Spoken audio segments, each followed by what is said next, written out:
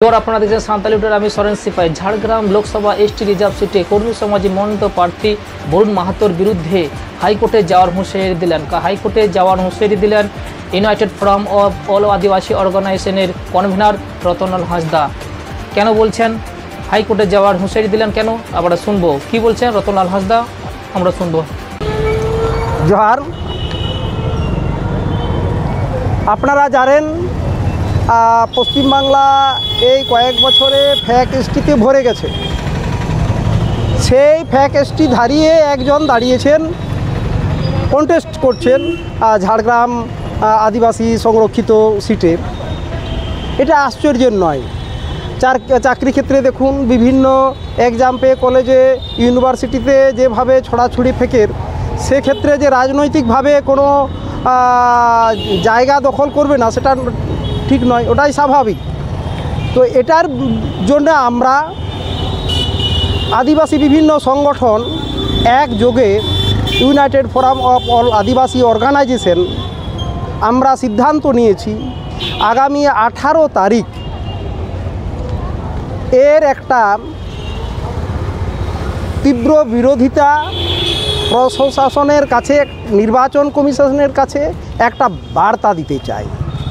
আমরা জানি নির্বাচনী প্রক্রিয়াতে কোনো সার্টিফিকেট যদি ইস্যু হয়ে থাকে, সে রিটার্নিং অফিসার ডিএম সাহেব হন আর যেই হন, উনি ক্যান্সেল করতে পারেন না।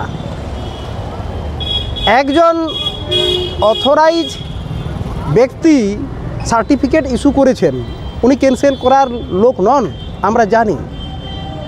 তবে এই বার্তাটাও আমরা জনমানসে দিতে চাই। উক্ত ফেকধারী প্রতিদ্বন্দ্বী প্রার্থী আজ হোক কাল হোক, ভোটের কয়েকদিন পরে হলো লাল দালানে আমরা তাকে তুলবই এবং লাল দালানটাই শেষ কথা বলবে। এটার খেসারত উক্ত ব্যক্তিকে বইতেই হবে এবং যিনি ইস্যু করেছেন তাকেও তার দায় নিতে হবে। এইটুকুই আপাতত বলছি।